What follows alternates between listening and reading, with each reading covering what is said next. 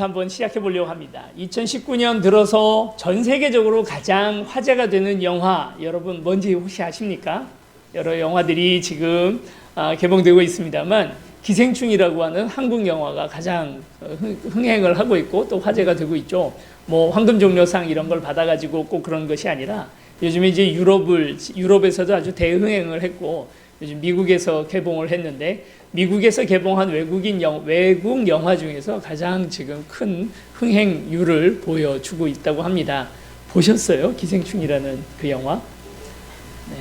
스포일할 생각은 전혀 없습니다. 오늘 영화 이야기는 잠깐 이야기하고 뒤에 다른 이야기를 좀 해보려고 영화 이야기를 했습니다.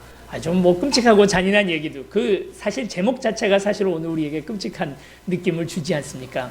사실 끔찍하지만은 않습니다. 왜냐하면 우리의 한 40대 이상 되시는 분들에겐 다 추억의 단어 아닙니까? 기생충. 1년에 한 차례 또는 두 차례 기생충 검사하는 날. 정말 끔찍한 날이죠. 네. 제 친구 한 명은 체면 봉투를 이제 주었는데 초등학교 1학년 때 글쎄 실수로 대변 전체를 가지고 와서 우리 반 전체가 식사도 못할 정도로 그런 심각한 문제가 벌어지기도 했습니다.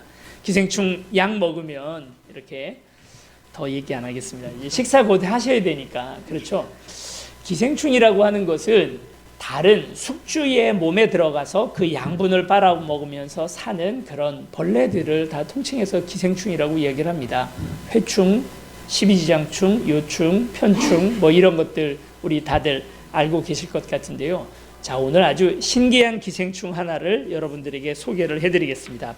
레오코클로리디움 파라독섬이라고 하는 기생충인데 화면으로 한번 좀 보여주시죠. 자, 이것은 여러분 보이시는 것처럼 달팽이입니다. 달팽이의 더듬이에 기생충이 들어가 있습니다.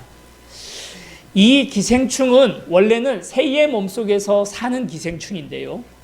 새의 몸 밖으로 나왔다가 다시 다른 새에게 감염되기 위해서 쓰는 작전이 뭐냐면 더듬이를 건드리는 거예요. 더듬이 안에 들어가서 더듬이의 기능 중에 하나가 낮과 밤을 구분하는 그런 기능이 있는데 그 기능을 마비시켜 버립니다. 그래서 이 달팽이는 낮을 밤이라 여기고 밤을 낮이라고 여기게 된답니다. 그러면 어떻게 될까요? 낮에는 보통 이 달팽이들이 그늘 속에 들어가서 새를 피하기도 하고 그리고 또 몸의 수분을 유지하기도 하고 그리고 밤에는 나와서 먹이 활동을 해야 되는데 얘는 거꾸로예요. 이렇게 기생충에 감염이 되면 그때부터는 낮에 돌아다니기 시작을 합니다. 그러면 제일 먼저 벌어지는 일이 뭡니까? 새들의 1번 먹잇감이 되는 거죠. 이렇게 해서 새의 몸속에 들어가는데 성공을 합니다. 기가 막힌 작전이죠. 달팽이의 습성 그리고 새들이 달팽이를 잘 잡아먹는다는 사실까지 다 잘 알고 알 모양도 달팽이가 좋아하는 먹이 모양으로 생겨서 달팽이 몸속에 들어갔다가 하필 달팽이의 더듬이가 그 역할을 한다는 사실을 알고 달팽이의 더듬이 속으로 기어들어가서 달팽이를 이상하게 만들어서 그래서 새의 먹이가 돼서 이 뱃속으로 들어가는 얼마나 머리가 좋습니까? IQ 한 150 정도 돼 보이죠? 기생충의 뇌는 이게 뇌라고 해야 할지 신경다발이라고 해야 할지 할 정도로 거의 없다시피 한 것이 기생충 뇌입니다. 다른 말로 하면 이 작전을 짠 건 저 기생충이 아니라는 말이에요. 뭐가 저렇게 만들었을까요? 시간의 우연에 의해서 저게 저렇게 발전해 나갔을까? 또는 뭐 과학자들이 말하는 것처럼 진화에 의해서 이렇게 되었을까? 저는 그렇다기보다 논리적으로 생각하기에 저 기생충이 저런 습성을 가지도록 설계한 이가 있다라고 생각하는 것이 논리적인 방법이라 생각합니다. 다음 장면 보시면 인체는 더 신비합니다. 오늘 우리 안에서 벌어지고 있는 우리 인간을 특별히 그 간이나 이런 것들을 우리 화학공장이라고 말하지 않습니까? 여기에서 분비되어지는 수많은 물질로 인해서 오늘 우리가 생명활동을 하면서 살아가는데 오늘 우리 인간의 몸속에서 분비되어지는 수많은 화학 물질들 중에 지금 과학자들이 지금 다시 배합해서 만들 수 있는 물질이라는 것이 반의 반도 안 된답니다. 아직 우리의 과학기술로도 인간 몸속에서 벌어지는 그런 호르몬이라든지 이런 것들을 만들어내질 못해요. 그러니까 그러면 이 사람을 이렇게 만든 그런 지혜는 우리 머리로 만들어낸 건 아니잖아요. 뭐가 우리를 이렇게 만들었을까요? 저는 그것이 바로 창조자가 있다, 하나님이 계신다라고 저는 그렇게 판단합니다. 그냥 우연이 되었다.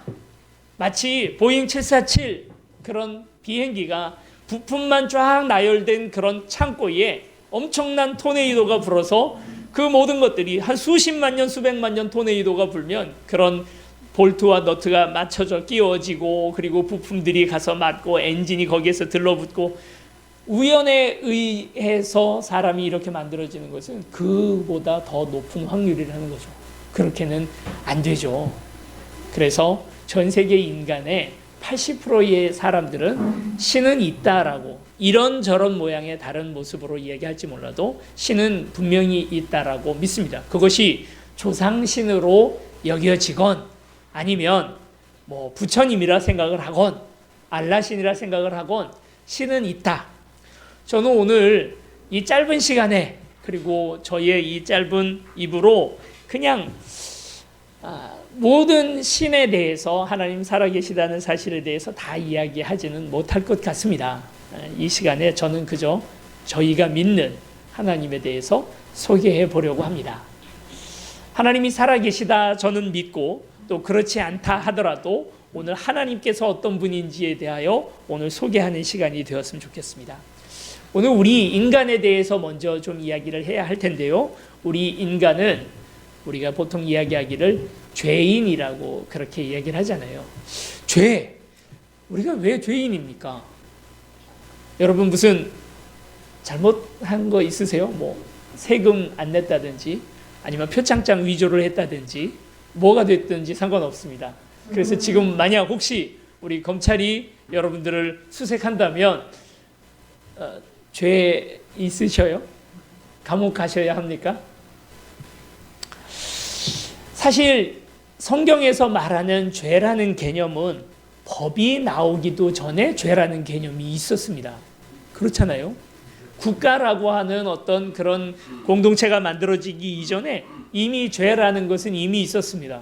그러니까 법을 지키지 않는 것을 죄라고 말하는 건 아니라는 걸 우리가 알 수가 있어요. 성경에서 말하는 죄라는 것은 우리가 뭐 탈세를 했다든지 아니면 교통법규를 어겼다든지 하는 것을 죄라고 말하는 것은 아닌 거죠. 그러면 성경에서 말하는 하나님이 이야기하는 죄라는 개념은 뭔가? 죄라는 것은 자기 자리를 못 지키는 것을 통칭해서 죄라고 합니다. 사람이 사람답지 못하고요. 그리고 성도가 성도답지 못하고 목사가 목사답지 못하고 교회가 교회답지 못한 그 답지 못한 것이 다 죄죠. 우리 말에 아름답다라는 말이 있잖아요. 아름답다라는 것이 무엇을 얘기합니까? 사람이 사람다워 보일 때 그때 사람도 아름다운 거예요. 그렇죠? 자연이 자연다울 때 그때 그 자연도 아름다운 것 아니겠습니까?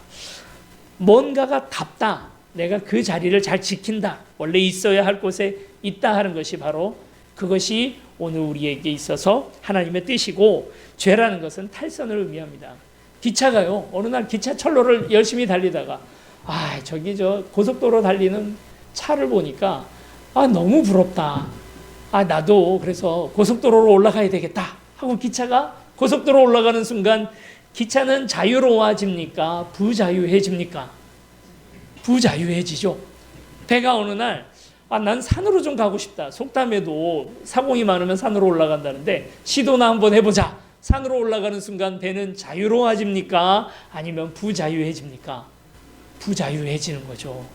사람이 자기가 있어야 할 본분에 있지 못하고 사람답지 않은 행동들을 할 때 그 사람은 자유를 얻은 걸까요? 아니면 부자유해지는 걸까요? 오늘 우리의 심각한 구속이 자유를 잃어버리는 것이 바로 그 안에 있는 것입니다. 자기 자리를 잘 지켜야죠. 아빠는 아빠의 자리에, 엄마는 엄마의 자리에, 그리고 자녀들은 자녀들의 자리에 있는 것, 이것이 바로 하나님께서 오늘 우리에게 우리의 뜻을 자기의 계획 가운데에서 잘 만드시고 오늘 우리를 그 자리에 두셨습니다. 근데 자꾸 사람은요, 거기서부터 벗어나려고 자꾸 그래요. 그 자리에 안 있으려고 합니다. 마크 트웨인이라고 하는 작가가 썼던 소설 중에 왕자와 거지라고 하는 소설이 있죠. 그 소설에 보면 왕자와 거지가 탈선을 합니다. 거지는 거지답게, 왕은 왕답게, 왕자답게 있어야 되는데 서로 자리를 바꾸죠. 거지가 왕자가 되고 나니까 어느 날 호두를 까먹으려고 하는데 호두를 까먹을 망치가 안 보이는 거예요. 사실 어떻습니까? 원래 왕자라고 하는 사람은 야, 깐 호두 가져와 하면 그냥 그걸로 끝 아닙니까? 근데 그런 걸 모르고 이 호두를 어떻게든 까먹어야 되는데 이걸 어떻게 하나 찾아보다가 망치 비슷한 걸 찾아요. 그게 뭐였습니까? 옥새예요. 금으로 만든 커다란 도장. 이것만큼 좋은 게 없거든요. 이걸로 호두를 막 까먹다가 이걸 그냥 다른 곳에다가 무의식 중에 그냥 던져놨어요. 아무리 찾아도 없는 거죠. 이 옥새는 뭐 하는 겁니까? 호두 까먹는 겁니까? 이 옥새를 어떤 공문서에 나갔던 딱 찍기만 하면 이쪽에 있던 산을 저쪽으로 옮길 수 있고 수백 명 사람들을 죽일 수도 있는 것이 이 옥새 아니에요. 어마어마한 권능을 가진 이 옥새를 가지고 사람들이 이걸 갖다 뭐에다 씁니까? 그 거지는 이 용도를 알지 못하니까 바른 자리에 있지 못하니까 이 옥새 가지고 호두나 까먹고 있는 거예요. 여러분 오늘 우리 인생은 어떨까요? 얼마나 귀한 인생입니까? 우리가 사는 이 삶이라는 것이.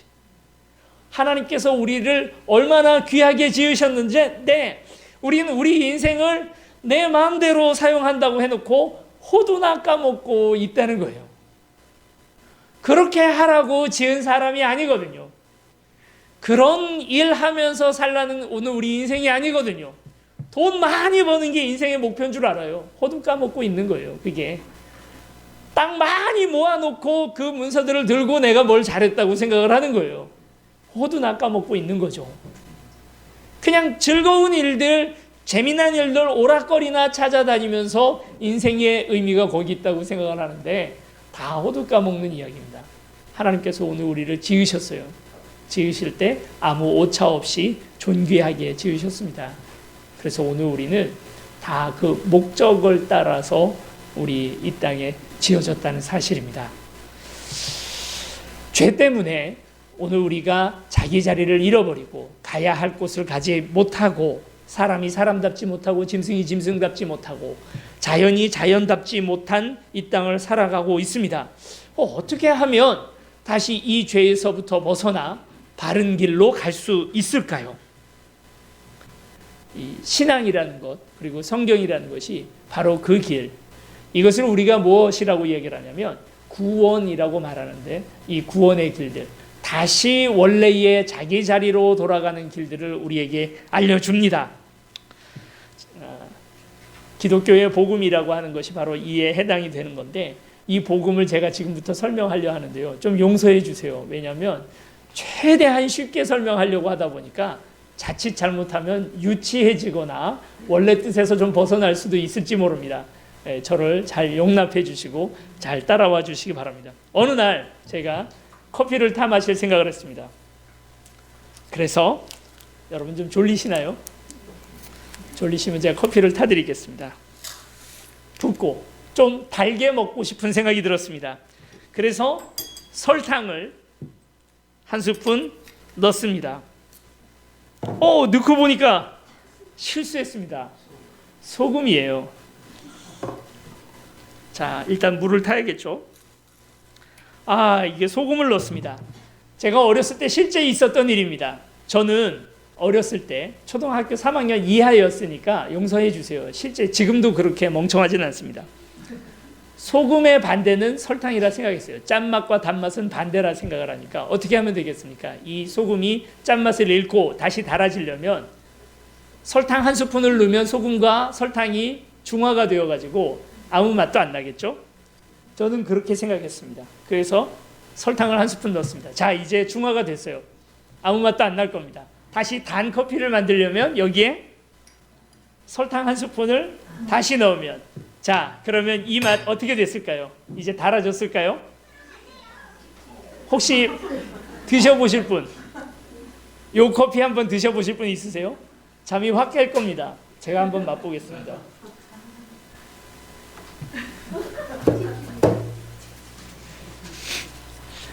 무슨 맛이 났을까요? 상상이 되십니까?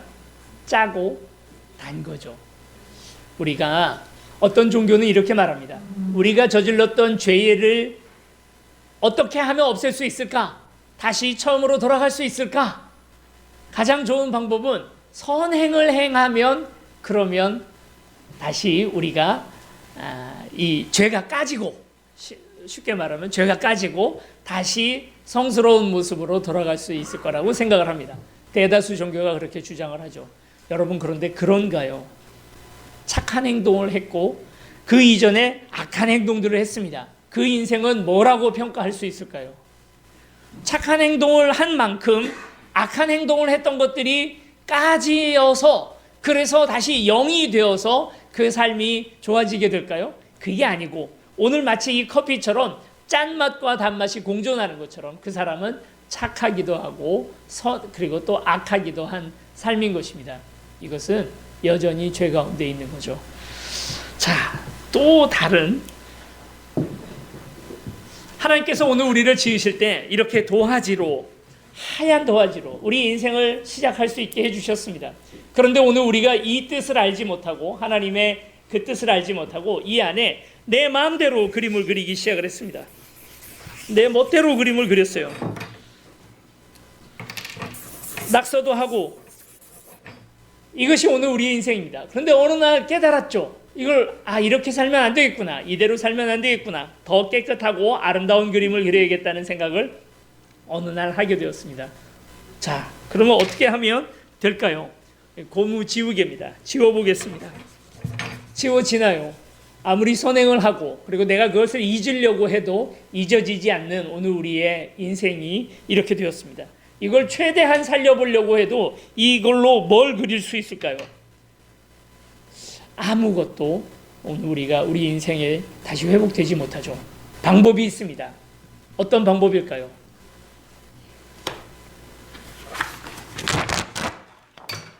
찢어버리면 됩니다. 죄의 삭은 죽음이라고 말했습니다. 더 이상 죽은 사람에게 죄를 묻지는 않습니다. 죄의 결과로 오늘 우리는 죽음을 맞이하게 됩니다. 자, 이 커피도 마찬가지입니다. 이 커피도 새롭게 맛있게 만드는 방법은 설탕이든 소금이건 심지어 미원이건 뭘 넣어도 소용이 없습니다. 이것을 다시 맛있는 커피로 만드는 방법은 쏟아버리고 다시 타는 것입니다. 이것을 성경에서는 거듭남이라고 말합니다. 다시 태어나야 된다는 거죠. 말이 됩니까? 어떻게 다시 태어나요? 엄마 뱃속에 다시 들어갑니까? 컴퓨터는 바이러스 많이 걸리면 포맷해버리고 다시 깔면 됩니다. 핸드폰도 AS 센터에 들어가서 거기서 다 지워달라 하고 연락처만 남겨달라 하면 되지 않겠습니까? 그런데 우리 인간이 어떻게 그럴 수가 있냐 말이죠. 우리가 죽어야 합니까? 우리가 죽어야 하는데 우리 대신 죽은 분이 있다는 것입니다. 그것이 바로 예수 그리스도의 십자가, 당신의 아들을 오늘 우리를 위하여 주셨던 거죠. 여러분, 성경을 조금이라도 아시는 분들은 아브라함과 이삭의 이야기를 압니다. 하나님께서 아브라함에게 100살이 되는 나이에 아들을 주셨습니다. 그리고 이 100살에 얻은 아들 이삭을 하나님께서 모리아산이라고 하는 곳에서 바치라고 이야기를 하죠. 그때 아브라함은 그것을 순종해서 이삭을 정말로 산제물로, 산채로 하나님 앞에 죽여서 제물로 드리려고 합니다. 그때 하나님께서 말리죠. 딱 2000년 뒤 바로 그 장소에서 하나님의 아들 예수 그리스도가 우리 인간을 위해서 죽으셨습니다. 그리고 3일 만에 다시 살아나십니다. 이 사실을 어떻게 오늘 우리가 확신할 수 있는가? 2000년 전 그 일을 오늘 우리가 어떻게 목숨을 걸고 생각할 수 있는가? 당시 그 일을 보았던 수많은 증인들은 이 사실에 목숨을 걸었습니다. 그래서 오늘 우리가 그 목숨 건 증언에 의해서 그것을 믿게 되는 것이죠. 하나님은 살아계시고 지금도 오늘 우리가 바른 길로 가기를 원합니다. 이제 그 사실을 믿는다는 것, 하나님의 용서를 받는다는 것, 누군가를 용서해 본 적이 있으십니까? 아니면 누군가에게 잘못을 저질러 본 적이 있으십니까?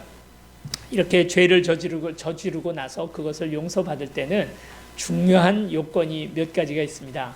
그 중에 하나가 바로 무엇이냐면, 물론 당한 사람, 피해자가 피의자에게 용서를 선포해야 그것이 가능하죠. 그러나 그보다 더 중요한 것이 바로 뭐냐면, 피의자, 그러니까 행동을 한 사람, 죄를 저지른 사람이 자기가 내가 잘못했다는 사실을 인정해야 용서는 시작이 되는 겁니다.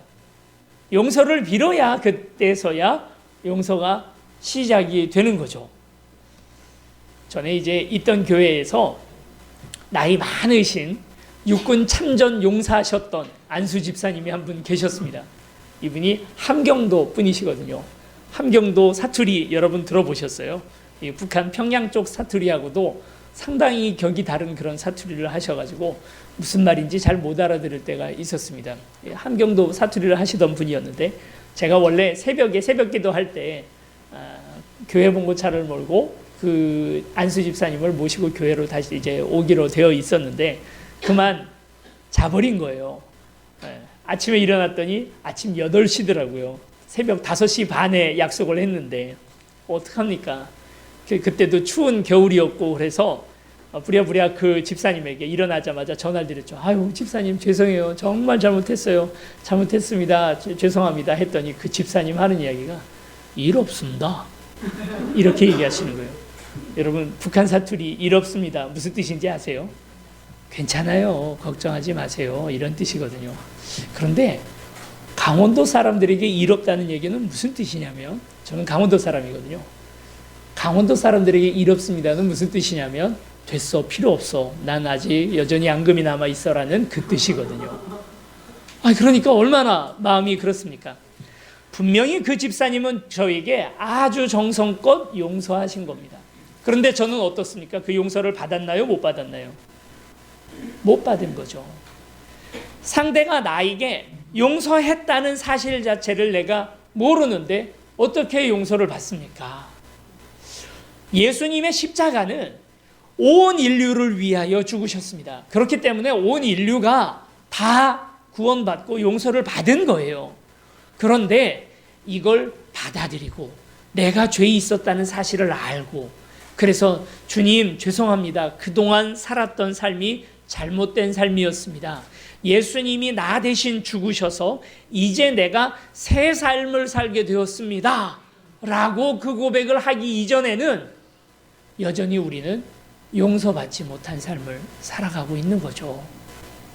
그게 안타까운 겁니다. 그래서 예수님을 믿는다는 건 다른 게 아니라 바로 이것, 예수님이 우리를 위해서 죽으셨고 내가 그 안에서 다시 살 수 있다는 사실을 믿고 받아들이고, 그래서 이 용서를 받아들이는 것이 바로 그의 믿음이에요. 이걸 우리가 복음이라고 말하고 이걸 전해드리고 싶은 겁니다. 그래서 새로운 삶, 죄 없는 삶, 자기 자리를 찾아가서 사는 삶, 하나님이 오늘 우리를 원래 지으셨던 대로 행복 가운데 사는 삶, 그 삶을 살자는 거죠. 어떻게 하면 그렇게 살아갈 수 있을까? 교회라고 하는 공동체가 이것을 도와드리는 것입니다. 그래서 이전에 알지 못했던 진리를 깨닫게 되고 하나님이 어떻게 사랑하시는 분인지를 알게 하는 것, 이것입니다.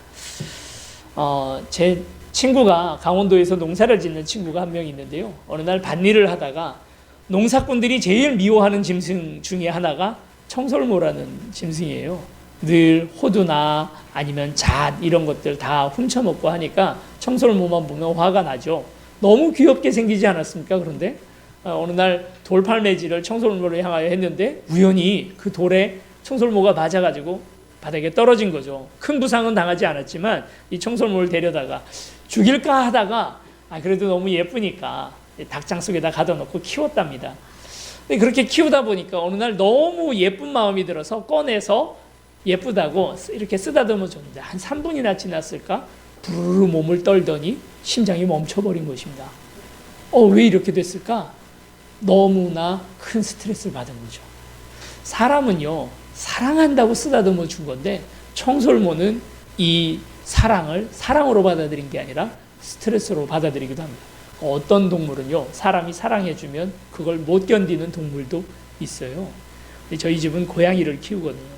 제가 새벽기도 나갈 때마다 이 고양이는 제 앞에 벌렁 뒤집어져서 가르렁거리는 소리를 냅니다. 이게 무슨 뜻이냐면 쓰다듬어 달라는 거예요. 아니, 저는 바빠서 빨리 새벽기도 나가야 되는데, 그런데 계속 제 발 앞에서 밟혀가면서도 계속 자기를 쓰다듬어 달라 하는 거죠. 한 번은 이 사랑을 많이 주지 않았더니 키우고 있던 고양이 중에 한 마리가 가출을 해버렸어요. 이 이야기를 들으면 아마 지금 슬픈 친구도 한 명 있을 텐데, 저희 집 큰딸입니다. 가출을 해버립니다. 왜요? 사람의 사랑을 받지 못하면 살지 못하는 그런 짐승도 있습니다. 강아지나 고양이 같은 경우에 우리가 사랑해주지 않으면 싫어하는, 어떤 짐승은 사랑받아야 되는 짐승, 어떤 짐승은 사랑받으면 죽는 짐승도 있어요. 사람은 어떨까요? 사람도 어떤 한 러시아의 과학자들이 고아들을 데려다가, 정말 낳자마자 바로 엄마가 죽은 그런 고아들을 데려다가 절대 스킨십, 그러니까 이렇게 만지거나 안아주거나 하는 것을 하지 않고 아기들을 키웠답니다. 5살이 되기 전에 거의 90%의 아기들이 다 죽었어요. 왜냐하면 만져주지 않았기 때문이라는 거죠. 사랑해주지 않았기 때문이라는 거죠. 사람은 사랑 없이는 살 수가 없습니다. 그런데요, 사람은 사람이 해주는 사랑만으로도 못 삽니다. 그것이 사람이에요. 전 강원도 사람이라 말씀드렸잖아요. 좀 아무래도 좀 조선시대의 풍습이 오래 남아 있어서인지 몰라도 저희 집에서는 고봉밥을 먹었습니다. 뭔지 여러분 잘 아시나요?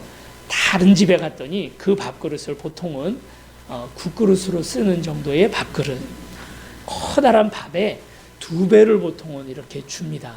그걸 먹어야 일어날 수가 있었어요. 뭐 반찬도 맛있는 게 없는데 간장에다 말아 먹건 김치에다 말아 먹건 어쨌든 이 정도 되는 밥을 먹어야만 했습니다.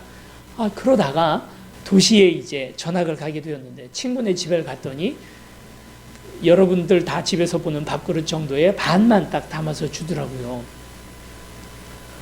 배가 고파서 집에 와서 더 먹었습니다. 요즘은 그렇게 많이 안 먹습니다. 저도 이제 도시형 사람이 되어가지고 그때는 그랬다는 겁니다. 내 위장에 용적이 있잖아요. 이게 차야 나는 배가 부르다는 느낌을 받거든요. 사람은요, 원래 지어지기를 그 영혼 안에 하나님을 모시고 살도록 그렇게 설계되어 있습니다. 그런데 하나님의 크기, 용적은 어느 정도 되나요? 온 우주보다 더 크잖아요. 이 자리에다가 세상 뭘 집어넣어도 배고픈 거예요. 여러분, 대한민국 전체를 다 차지하면 만족이 될까요? 만족이 안 되는 거예요. 여러분, 뭐 아시아 전체를 다 차지하면, 다 점령하면 다 됐다 생각을 하고 만족이 됩니까? 만족이 안 돼요. 온 지구를 다 점령해도, 온 우주를 내가 가졌다 생각을 해도, 그래도 여전히 나의 영혼의 허한 부분은 채워질 수가 없어요. 이건 뭘로만 채워집니까? 이건 하나님으로만 채워질 수가 있습니다. 하나님을 내 안에 영접하고 내 안에 모셔드릴 때에서만, 그제서야 더 이상 배고프지 않고, 그제서야 이제 내가 채워졌다라는 느낌을 받게 되는 거거든요. 그러니 잠이 안 오죠. 그러니 우울증이 오죠. 그러니 인생이 헛헛하고 허무하고, 돈 몇 푼 안 가진 것 때문에 내가 인생 헛산 것 같고, 내가 성공이라는 자리에 올라가지 못했다는 것 때문에 인생이 실패하고 낙담하게 되는 것입니다. 교회 다녀도요, 하나님을 한번 맛보지 못하신 분들은 똑같습니다. 요즘 간혹 얘기되잖아요. 야, 저분 교회 열심히 다니는 분이래. 근데 왜 저래? 저분 교회 목사님이래. 근데 왜 저래? 하는 그런 분들 요즘 우리 많이 보게 되지 않습니까? 왜 그럴까요? 한 번도 사실 그분은 하나님을 믿는다 하면서도 하나님을 맛본 적이 없으니까 다른 세상 헛헛한 것들로 자꾸 자기 자신을 채우려고 하니까 만족이 없죠. 얼마 전에 어느 권사님이 우울증에 관해서 논평을 하시다가 이렇게 말하는 거예요. 우울증 왜 걸려? 왜 우울증 걸려? 왜 잠이 안 와? 찬양해봐. 하나님 찬양을 깊이 해봐. 그러면 왜 우울증 걸려? 왜 잠이 안 와? 아무것도 아닌 이야기 같지만 그 말이 진리죠. 하나님을 오늘 우리 안에 영접하고 그분의 용서를 받고 새 삶을 살아가는 오늘 우리는 이 안에 참된 기쁨을 느끼게 됩니다. 자, 이제 중요한 것은 예수님을 모시고 사는 삶을 살기로 결단한 다음에 또는 그런 삶을 궁금해한다면 중요한 것이 있습니다. 혼자서는 못 믿거든요. 죽었다 깨어나도 안 됩니다. 이전에 로빈슨 크루소라고 하는 소설이 있었는데요. 그 로빈슨 크루소라고 하는 소설에 보면 혼자서 무인도에서 이 로빈슨 크루소가 열심히 성경 읽으면서 하나님을 잘 믿습니다. 저는 그 소설을 읽으면서 이렇게 생각했습니다. 이건 불가능한 얘기다. 어떻게 혼자서 신앙생활을 잘하나? 그건 불가능하죠. 그래서 교회가 있는 거거든요. 함께 같이 신앙생활을 하고 서로 돕기 위해서 교회가 있는 것입니다. 교회를 나가세요. 좋은 교회를 나가셔야 합니다. 자, 어떤 교회가 좋은 교회일까요? 세움교회. 네, 정답입니다. 세움교회가 좋은 교회죠. 설교를 잘하는 목사님이 계시는 교회, 좋은 교회입니다. 처음 신앙생활을 하는데 도움이 됩니다. 그러나 아무리 좋은 설교도요, 1년 이상 듣게 되면 다 그 설교가 그 설교 같고 또 그 설교 들으면서도 졸려요. 그래서 설교를 설교만 듣기 위해서 교회를 다니시는 분들은 한 1년 그 교회 다니다가 또 잘 옮겨가기도 하시고 그러더라고요. 설교 좋은 교회, 뭐 좋은 교회이지만 또 큰 교회, 사람들이 많이 모이는 교회, 그런 교회가 좋은 교회일까? 뭐 또 꼭 그런 건 아닌 것 같습니다. 사람들이 많이 모인다는 건 그건 의미가 있으니까 뭔가가 있기 때문에 그렇게 모이는 걸 거야. 아마 좋은 교회일 가능성이 상당히 있는 교회가 큰 교회인 건 사실이지만 꼭 다 그렇게 그런 건 아닌 것 같습니다. 뭐 예외가 있잖아요. 세움교회 같이 크지 않지만 좋은 교회도 얼마든지 있으니까요. 예. 또 크지만 안 좋은 교회도 분명히 있긴 있거든요. 그러면 어떤 교회가 좋은 교회인가? 나의 신앙을 도와줄 수 있는 사람들이 많은 교회가 좋은 교회입니다. 그 교회들 중에 하나는 그래서 가족이 그 교회를 다닌다 하면 참 좋은 교회입니다. 사랑 많은 교회를 찾아다닌다고 사람들이 얘기를 하거든요. 그런데 그것도 참 헛된 얘기예요. 사랑 많은 교회가 세상에 어디 있나요? 여러분, 우리가 자꾸 사랑을 난 받는다는 입장에서 생각을 하니까 사랑이 많아서 사랑해 줄 사람들이 많은 교회를 자꾸 찾고 다니는데요. 그게 아니고 우리가 예수님을 정말 제대로 믿는다면 사랑해 줘야 되잖아요. 내가 사랑해 줄 사람들이 많이 있는 교회가 도리어 좋은 교회지, 자꾸 내가 사랑받을 생각만 하고 날 좀 더 사랑해 주는 데가 어디 있나 하고 자기중심적으로 교회를 선택하는 것도 아닌 것 같아요. 진짜 좋은 교회는 바른 교회, 바른 방향으로 가는 교회. 그래서 세상 방법, 세상 사람들의 논리가 아니라 바른 방향으로, 혹시 좀 잘못된 길로 때로 어긋나 가더라도 그 길에서 다시 돌이켜서 다시 바른 길로 가려고 애를 쓰는 교회가 좋은 교회다. 저는 세움교회가 좋은 교회라고 결론 낼 수 없다고 생각합니다.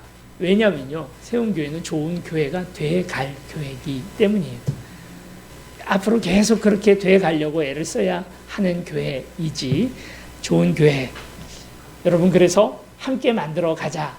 제가 이야기하고 싶은 것은 그 이야기입니다. 이제 교회를 다니면서 나를 위하여 하나님께서 희생하셨다는 것이 무슨 의미인지, 그래서 내 삶 전체가 그 제자리 바른 길을 향하여 나아가는 것이 무슨 뜻인지 알고 찾고 믿고 나아가는 그 길을 여러분 가족들이 여러분에게 제안하고 있는 것입니다. 오늘 그런 결단들이 있는 저와 여러분들이 되었으면 좋겠습니다. 제가 오늘 말씀을 준비하면서 어떤 찬양을 같이 하면 좋을까 하고 많이 오래 찾아봤는데 이보다 더 좋은 찬양이 없더라고요. 뭐 복음성가니 뭐니 다 찾아봐도 이보다 더 좋은 찬양이 없습니다. 예전에 우리 선배들이 불렀던 찬양, 내 영혼이 은총 입어라는 찬양이 있는데 우리 같이 찬양하고 또 기도하는 시간을 잠시 갖겠습니다.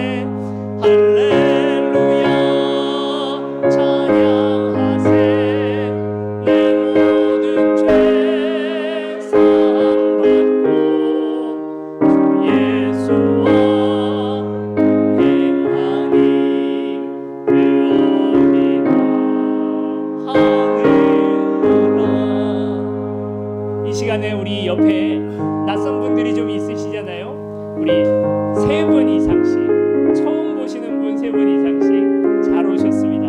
우리 악수로 같이 인사하시겠습니다. 네, 옆에 있는 분들과 인사 나누시겠습니다. 잘 오셨습니다. 처음 뵙겠습니다.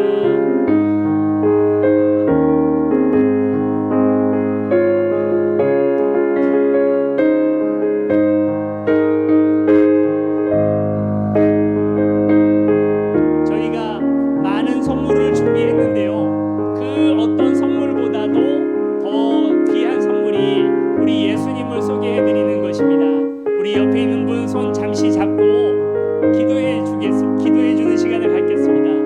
거부감 느끼실 필요 전혀 없고 축복의 기도를 우리 드리려고 합니다.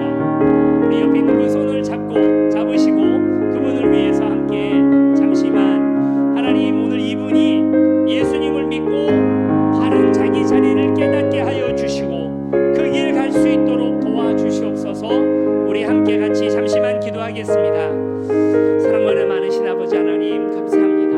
하나님, 주께서 오늘 우리에게 너무나 사랑해 주셔서 이 사랑 때문에 오늘 우리가 죽고 또 살고, 이 사랑 때문에 아버지 하나님 오늘 우리가 구원을 얻고 하나님 그 사랑을 갚으면서 살아갑니다. 아버지 하나님, 그 사랑 깨달을 수 있도록 주여 도와주시옵시고, 이 사랑 때문에 오늘 우리가 서로 사랑하게 하여 주시고, 아버지 하나님 이 사랑으로 오늘 우리가 거듭나는 귀한 시간들 될 수 있도록 아버지 도와주시옵소서. 아직 깨닫지 못한 사랑이고 아직 여전히 믿음 가운데 나아가기에는 부족하지만 이 사랑의 복음으로 예수 그리스도의 부활로 말미암아 오늘 우리가 참된 천국과 하나님 오늘 우리 자신의 부활을 향하여 나아가는 귀한 시간 아버지 오늘 우리 가운데 있을 수 있도록 주여 도우시고 아버지 하나님 함께하여 주시옵소서. 감사합니다. 사랑과 많으신 아버지 하나님, 감사합니다. 하나님께서 오늘 우리에게 귀한 선물 예수 그리스도를 우리에게 주시고 도저히 내 힘으로는 지워낼 수 없었던 죄의 상처들을 깨끗이 지워주시고 거듭나게 하시고 새삼 살게 하여 주심을 감사를 드립니다. 하나님, 착하게 살아서 구원받는 것이 아니라 구원받아서 착하게 사는 오늘 우리의 복음의 은혜의 그 놀라운 진리를 한 걸음 한 걸음 깨달아 나갈 수 있도록 오늘 오신 모든 분들을 주께서 축복하여 주시고, 오늘 우리가 이분들을, 우리의 가족들을 너무나 사랑하여 이 자리에 불렀지만 하나님, 오늘 우리가 이들을 사랑하는 것보다 더 큰 사랑으로 이들을 사랑하시는 분이 주님 당신 아니십니까? 하나님, 이 놀라운 지혜를 우리에게 허락하여 주시사 주님 복음으로 하나 되게 하여 주시고 아버지 이 복음으로 다시 거듭남이 있게 하여 주시옵소서. 감사드리며 우리를 사랑하시는 예수 그리스도 이름으로 기도드립니다. 아멘.